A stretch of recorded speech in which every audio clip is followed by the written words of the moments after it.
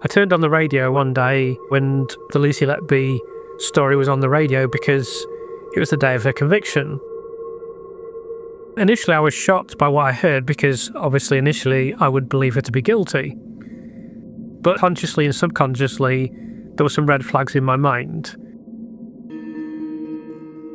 I could see she was nowhere near someone that you would expect to do this. I heard no one had seen her do anything wrong. I started thinking, right, well, I've not heard any evidence, I'm going to start looking for the evidence myself. The more I studied it, the more it became clear that it was a doubtful conviction. And then the more experts that I heard from or read about, the clearer it became. People often say that public opinion is not important in the criminal justice system. Nothing could be further from the truth.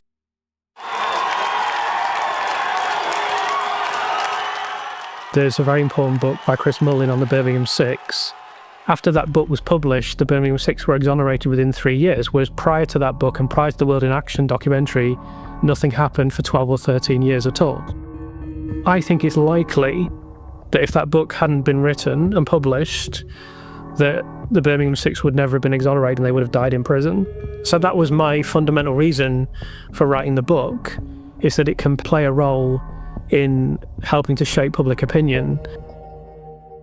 So many people believed that Lucy Letby was guilty. So if you got a superficial impression of this from the media, you might think, why is there all this fuss about Lucy Letby? One of the things that people often say is you weren't in court, so how can you have an opinion? Well, actually, we basically know everything that happened in court now. We've had all the transcripts, have looked at a lot of the police interviews, and then we know a lot of information that wasn't available to the jury, either because it wasn't available at the time or for various reasons the jury never got to hear it. I've interviewed over 60 people, top experts in various relevant medical fields and other relevant experts. That is, to my mind, quite deliberately misleading. A lot of people watching this video will know that I'm on YouTube, and I have the Lucy Letby Analysis channel, and I've interviewed many people for that channel. There are a lot of people in the book that have not been on YouTube, so there's a lot of new names and new perspectives in the book. If this was a hospital in Canada, it would be shut down. I've interviewed Dr. Shu Lee for the book, who of course chaired the international panel of experts. I could not see how a fair process could possibly occur. Dr. Michael Hall, the uncalled defence witness from the original trial. It has become such strong evidence and that it's not taken seriously in a courtroom, right? Professor Carola Vinweiser, geneticist who was involved in the exoneration of Kathleen Folbig, who's worked on a number of other miscarriage of justice cases. I've also spoken to someone who knows Lucy very well, who hasn't spoken publicly previously. The book really covers every base of everything from the moment that they first start to think something is strange is happening at the Countess of Chester hospital where Lucy worked, to the point where the investigation begins, to the court case and every single iota of scientific evidence that I could possibly accumulate. Just the interviews collectively would have been about 1.2 million words. I've looked at every document and then I've drawn all that together into a narrative that explains exactly what happened at the hospital, exactly why Lucy Letby was charged, and exactly why Lucy Letby is in prison.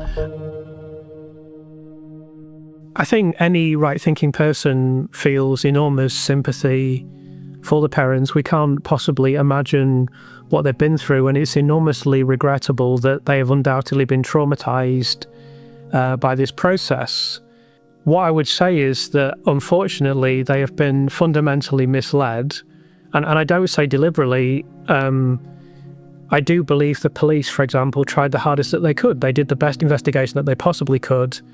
And when Lucy Letby was convicted, they absolutely believed that she was guilty. Unfortunately, they made a pig's ear of the investigation.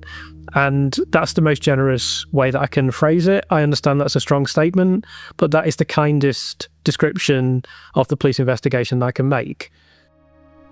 Some of these parents' infants died due to avoidable mistakes at the Countess of Chester. When they arrived in the courtroom, they had an impression of things that we now know that people who were far more qualified than me, who are absolute world-class experts in their field, know to be incorrect. I also want people to think about Lucy's parents. Imagine the horror of your child comes home one day and says, well, I'm being investigated at work. They've marginalised me. They've put me in an administrative position. My job's in threat. One day you get a phone call from your son or daughter, I've been arrested. This is attempted murder and murder of infants. Then your son or daughter is told you're not allowed to live in the county. Your son or daughter comes to live in your house. Then the police arrest your son or daughter again in your house. Then they arrest her a third time. Then they deny her bail. Then it goes to court. Every day the media is writing the worst things in the world. Then they lose the case. 14 whole life orders. Then you're told they never have any right to appeal. You're going to see them once a month, once every 6 weeks, for the rest of your life and for the rest of their lives, because you don't even know if they're safe in that prison. And then imagine if someone says to you, there's information that exonerates your son or daughter. And then imagine if someone else says to you, well, you're not allowed to talk about all that because it's too upsetting for someone else, so your son or daughter has to stay in prison. I ask people sincerely, how would you feel if you were in those circumstances?